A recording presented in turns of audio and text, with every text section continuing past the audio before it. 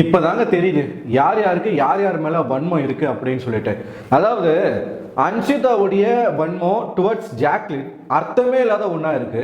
ஏன் சொல்கிறேன் அப்படின்னா, 3வது ப்ரோமோ நீங்கள் பார்த்துருப்பீங்க. அந்த 3வது ப்ரோமோவில் நடந்த அந்த டாஸ்க் இப்போ தான் வீட்டுக்குள்ளே நடந்து முடிஞ்சுது. இவங்க எல்லாரும் வீட்டில் இருக்காங்க, வெளியில் சரியான மழை, அதனால வீட்டில் இருக்கிறாங்க. இவங்களை சும்மா இருக்க விடக்கூடாது அப்படிங்கிறதுனால பிக் பாஸ் வந்து சும்மா காட்டினா ஒரு டாஸ்க்கை கொடுக்குறாரு. அந்த டாஸ்க் என்ன அப்படின்னு பார்த்தீங்கன்னா, பவுலில் நிறையா சீட் இருக்குது. அந்த சீட்டில் 2 வாக்கியங்கள் இருக்கும். அந்த 2 வாக்கியங்களுக்கு ஒருத்தரும் சொல்லணும். சரிங்களா? இது நீங்கள் பார்த்துருப்பீங்க. யார் யாருக்கு என்னென்ன வந்துச்சு, யார் யார் சொன்னாங்கன்றதை பார்த்துருப்பீங்க. அதில் சில கிளாரிஃபிகேஷன்ஸ் மட்டும் நம்ம கொடுக்க வேண்டியிருக்கு. அதனால் மற்ற விஷயங்களை பார்க்காம அன்ஷிதா பேசிய அந்த விஷயங்களை மட்டும் நம்ம பார்ப்போம். இன்னொன்று, சாச்சனாவின் கேடுகட்ட எச்சத்தனம், சும்மா எச்சத்தனம் கிடையாது, கேடுகட்ட கேவலமான ஒரு எச்சத்தனத்தை அடுத்த வீடியோவில் உங்ககிட்ட வந்து நான் சொல்கிறேன். இதில் அன்ஷிதா அவர்கள் ஜாக்லின் மேலே செம்ம கோவத்தில் இருக்காங்க. எதுக்குன்னு பார்த்தீங்கன்னா, நேற்று நடந்த அந்த டாஸ்க், நேற்று நைட்டே வந்து அன்ஷிதா சொல்லிட்டு இருக்காங்க. யாருக்கிட்டனா, ஆனந்தி கிட்டையும் பவித்ரா கிட்டையும், ஜாக்லின் சூப்பராக செம்மையாக கேம் ஆடிட்டா, எனக்கு செம்ம கோவம் வருது, பயங்கரமாக பண்ணிட்டா, அப்படி பண்ணிட்டா, இப்படி பண்ணிட்டா. என்ன பண்ணிட்டாங்க ஜாக்லின் அப்படின்னா, தீபக் பொம்மையை உள்ளே வைக்காம ஒரு கேம் ஆடிட்டாங்களாம். இப்போ அன்ஷிதாவுக்கு என்ன தேவைன்னா, அன்ஷிதா மஞ்சரி பொம்மையை கையில் வச்சிருந்தாங்க அப்படின்னா தீபக் பொம்மையை கொண்டு போய் ஜாக்லின் உள்ள வச்சிருக்கணும். அப்படி ஜாக்லின் வச்சிருந்தா ஜாக்லின் நல்ல பொண்ணு. ஜாக்லின் அதை பண்ணாததுனால இப்போ என்ன ஆயிடுச்சுன்னா, அன்ஷிதா பார்வையில் ஜாக்லின் வந்து செம்மையா கேம் ஆட்டா, அவ வந்து சரியானவ, மோசமானவ, அவ வந்து பயங்கரமா நம்மளை வந்து பேசியே வந்து இது பண்ணிட்டா. மஞ்சரி சொன்னாங்க, பேசியே நம்மளை வந்து கரெக்ட் பண்றா. அந்த மஞ்சரிக்காக தான் ஜாக்லின் நேற்று அவ்வளோ நேரம் உட்காந்துருந்தாங்க. அந்த நன்றி கடன் கொஞ்சம் கூட மஞ்சரிக்கு இல்லை. நல்லா ஒன்று புரிஞ்சுக்கணும், இது வந்து ஒரு டாஸ்க். இந்த டாஸ்கில் மஞ்சரி கிட்ட ஜாக்லின் பொம்மை இருக்கு. முதல்ல இதை பர்சனலாக எடுத்துக்க வேண்டிய அவசியம் இல்லை. பட் ஏன் அன்ஷிதா பர்சனலாக எடுத்துக்கிறாங்க அப்படின்னா, அன்ஷிதாவுக்கு மஞ்சரியை பிடிக்கலைங்க. மஞ்சரி வந்து ஓவர் டாமினேட்டிவாக இருக்கிறாங்கன்னு சொல்லிட்டு இவங்க நினச்சிக்கிறாங்க. ஆல்ரெடி அன்ஷிதா வந்து சொன்ன ஒரு விஷயம் என்ன அப்படின்னா, ஸ்வாப் ஆகி போயிருப்பாங்க, ஞாபகம் இருக்கா உங்களுக்கு அன்ஷிதா? அப்போ ஆனந்தியா அன்ஷிதாவான்னு வந்து வரும்போது, அன்ஷிதா நான் போகிறேன், ஆனந்தி இருக்கணும் அப்படின்னு சொன்னாங்க. என்ன காரணம் சொன்னாங்க அப்படின்னா, மஞ்சரி வந்து உன் இடத்த பிடிக்கலான்னு பார்க்குறா. இவங்களுக்கு ஆனந்தியை ரொம்ப பிடிச்சிருக்கு, இவங்க தர்ஷிகாவை ரொம்ப பிடிச்சிருக்கு, பவித்ராவை ரொம்ப பிடிச்சிருக்கு. ஒரு விதமான ஒரு பாச கேங் வந்து உருவாயிருக்கு, அன்பு கேங் வந்து உருவாயிருக்கு கேர்ள்ஸ் டீமில். ஸோ மஞ்சரி வந்து நிறையா பேசுகிறா, ஆனந்தியை விட நிறையா பேசுகிறா. ஆனந்தி தான் கேர்ள்ஸ் டீமில் ஒரு விஷயம் அப்படின்னும் போது அவள் தான் போய் பேசுகிறா, எல்லாத்துக்கும் முன் வந்து அவள் தான் பேசுகிறா. அந்த இடத்த மஞ்சரி பிடிக்கணும்னு பார்க்குறாங்க. அதுக்கு விடக்கூடாது அப்படின்னு சொல்லி தான் நீ இருக்கணும், நான் போகிறேன் அப்படின்னு சொல்லிட்டு அன்ஷிதா போயிருப்பாங்க. அதே மாதிரி நேத்திக்கு அப்பத்துலேருந்து அன்ஷிதாவுக்கு வந்து மஞ்சரி மேலே ஒரு வன்மம் இருக்கு. அந்த வன்மத்தை தீர்த்துக்கிறதுக்கு தான் மஞ்சரி பொம்மையை எடுத்து நேற்று வச்சிருந்தாங்க. சரிங்களா? ஸோ இதில் ஜாக்லினுடைய பொம்மை வந்து மஞ்சரி கிட்ட போகுது. மஞ்சரி ஒரு டிமாண்ட் வைக்கிறாங்க, என்னன்னா, நான் உன் பொம்மையை உள்ள வைக்கணும் அப்படின்னா நீ எனக்காக விளையாடணும் அப்படின்ற ஒரு விஷயத்த கேட்குறாங்க. அப்போ ஜாக்லின் என்ன பண்ணுறாங்கன்னா, என் பொம்மை உள்ளே போகணும், அதான கேம், அவங்க பொம்மையை உள்ளே அனுப்பணும் அப்படின்றதுனால அவங்க பொம்மையை அந்த டீலுக்கு ஒத்துக்கிட்டு பொம்மையை கொண்டு போய் அவங்க வச்ச உடனே கடைசி வரைக்கும் தீபக் பொம்மையை வைக்கல. இது ஒரு டாஸ்க், ஒரு கேம். அந்த கேம்ல இவங்க வந்து பர்சனலா அன்ஷிதா தான் மஞ்சரிக்காக ஜாக்லின் வந்து விளையாடிட்டா அப்படின்ற ஒரு காண்டு அன்ஷிதாவுடைய மனசுக்குள்ள இருக்குது. அந்த வன்மத்தை அப்படியே பேகேஜா வந்து சுமந்துக்கிட்டே இருக்கிறாங்க அன்ஷிதா. அதை இன்னைக்கு கொட்டிட்டாங்க. எப்படி கொட்டுறாங்க அப்படின்னா, சம்பந்தமே இல்லாமல் ஜாக்லினுக்கும் அன்ஷிதாவுக்கும் எந்த பிரச்சனையும் இல்லை. முன்னாடி சுனிதா இருக்கும்போது பிரச்சனை வந்தது, சண்டை வந்தது. ஆனால் இப்போ எதுவுமே இல்லை. பர்சனலாக அவங்களுக்குள்ள எந்த விதமான மனக்கசப்போ எதுவுமே கிடையாது. அப்படி இருக்கும் பொழுது ஒரு டாஸ்கில் இவங்களுக்கு ஒரு வார்த்தை வருது. என்ன வார்த்தைனா, கம் க்ளோசர் கோ அவே. தமிழில் சொல்லணும்னா, நீ என் கிட்ட இரு, நீ விலகி போயிரு அப்படின்ற ஒரு வாக்கியம் அன்ஷிதாவுக்கு வருது. அதில் நீங்கள் பாருங்கள், அன்ஷிதா யாரை தெரியுமா சூஸ் பண்ணுறாங்க? கிட்ட இரு அப்படின்னு சொன்னதுக்கு வந்து ஆனந்தியை சூஸ் பண்ணுறாங்க. ஆனந்தி வந்து எப்பயுமே நல்லா பேசுவா, அதனால ஆனந்தி என் கிட்டே இருக்கணும், என் கிட்டே வச்சுக்கணும், என் கிட்டே இரு அப்படின்னு சொல்கிறாங்க. இதுக்கு பேர் என்ன? ஃபேவரட்டிசம் தானே.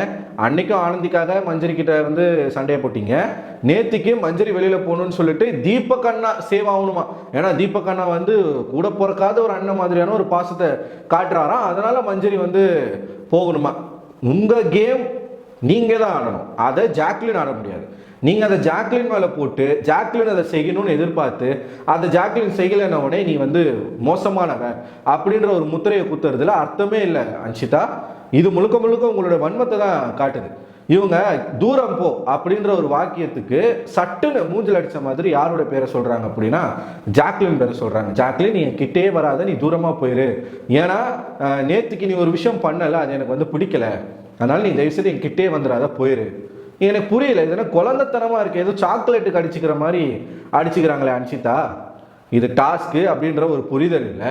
அந்த டாஸ்க்ல என்ன கான்செப்ட், ஜாக்லினுடைய பொம்மை உள்ள போகணும்னா அதுக்கு ஒருத்தருடைய துணை வேணும். அதை வந்து ஏன் புரிஞ்சிக்காம அன்ஷிதா பேசுறீங்க?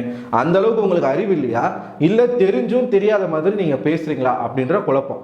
ஜாக்லின் அப்படிங்கிறதுனால நீங்க இந்த மாதிரி பேசுறீங்களோன்னு எனக்கு தோணுது.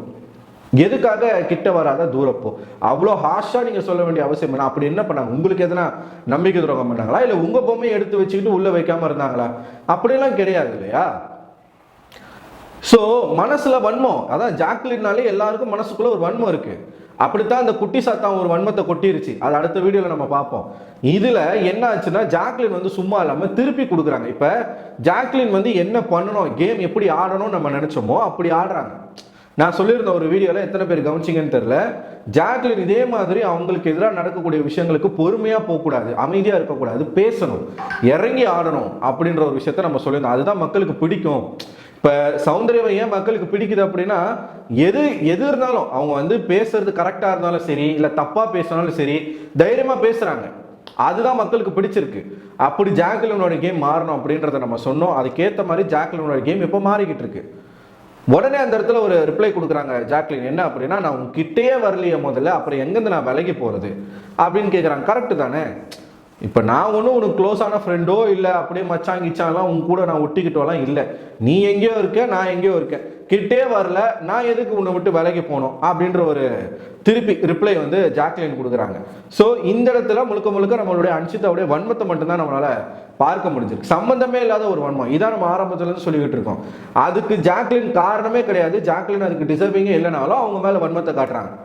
அவங்க கேம் ஆடினதுக்கு இந்த அம்மாவுக்கு வந்து முடியல, பொறுக்கல அப்படின்னா இதை வந்து நம்ம எப்படி ஒரு வார்த்தையில் என்ன சொல்லி இதை டெஃபினேஷன் கொடுக்கறது? நம்ம வன்மத்தை தவிர வேற ஒன்றும் இல்லை. நீங்கள் நினைக்கிறதெல்லாம் செய்ய முடியாதுல்ல ஒருத்தவங்களால. அது ஜாக்லின் இல்லை, யாருமே. நீங்கள் யார் பொம்மை உள்ளே போகணும், யார் பொம்மை கையில் இருக்கணும், நீங்கள் டிசைட் பண்ணுறது இன்னொருத்தவங்க கேம் ஆட முடியாது இல்லையா? அவங்க கேம் மஞ்சரி கூட டீல் போட்டிருக்காங்க, அந்த டீலுக்கு அவங்க இருக்கிறாங்க. இதில் என்ன உங்களுக்கு என்ன பிரச்சனை? உங்களை மாதிரி தானே அவங்களும் இருந்தாங்க. நேற்று ரெஸ்ட் ரூம் இவங்களால முடியல, அன்ஷிதாவால் முடியல, அடக்கி வச்சிருக்கும் போது இவங்க ஜாக்லின் எத்தனையோ முறை கேட்டாங்க அன்ஷிதா கிட்ட, அன்ஷிதா நான் வந்து தீபக் அண்ணா பொம்மை தான் இருக்குது, உன் பொம்மை என்கிட்ட இல்லை, நீ வந்து மஞ்சரி பொம்மை வச்சிருக்க, மஞ்சரி கிட்ட என் பொம்மை இருக்கு, மஞ்சரி என் பொம்மையை வைக்கணும்னா நீ அவங்க பொம்மையை வைக்கணும்னு சொல்றாங்க, நீ கொஞ்சம் வச்சிரு மச்சான் அப்படின்னு ரெக்வஸ்டா கேட்டு கூட முடியாது அப்படின்னு மூஞ்சில் அடிச்ச மாதிரி நீங்க தான் பேசிருக்கீங்களே தவிர்த்து இது வரைக்கும் ஜாக்லின் அந்த மாதிரி பேசுனது கிடையாது. ஆனா ஒரு முறையும் வந்து அங்க அவமானப்படுறது யாருன்னா ஜாக்லின் தான். ஆனா இப்ப இருக்கக்கூடிய ஜாக்லின் எல்லா அவமானத்துக்கும் வாய மூடிட்டு இல்லாம திருப்பி கொடுக்குறாங்க. அதை பார்க்கறதுக்கு நல்லா இருக்கு. ஸோ இதுக்கப்புறம் தான் அந்த டாஸ்க் ஆரம்பிக்க போகிறாங்க. அந்த டாஸ்கில் என்னெல்லாம் நடக்குது அப்படிங்கிறத நம்ம பொறுத்திருந்து பார்க்கணும். ஸோ இதை பற்றி நீங்கள் என்ன நினைக்கிறீங்க? அன்ஷிதா உன்னுடைய இந்த வன்மத்திற்கான காரணம் என்ன? என்னை பொறுத்த வரைக்கும் காரணம் மஞ்சரி அவங்க ஜெயிக்க வச்சது தான். ஸோ உங்களுடைய கருத்துக்களை கமெண்ட் பாக்ஸில் போஸ்ட் பண்ணுங்கள். அன்ஷிதா பண்ணுறது முதல்ல சரியா? இது நியாயமா? சரியான்றதை தாண்டி இது நியாயமா? இவங்களுடைய கோபம் ஜாக்லின் மேலே அவங்க வந்து வைக்கிறதுக்கு வந்து நியாயமா? ஏன்னா இதில் அன்ஷிதாவுக்கு எந்த விதமான பாதிப்பும் கிடையாது. நியாயமான கோவம் தானே அன்ஷிதாவுடைய கோவம். உங்களோட கருத்தை கமெண்ட் பாக்ஸில் கமெண்ட் பண்ணுங்கள். அடுத்த ஒரு வீடியோவில் உங்களை சந்திக்கிறேன். அதுவரை உங்களிடமிருந்து விடைபெறுவது நான் அரவிந்தன்.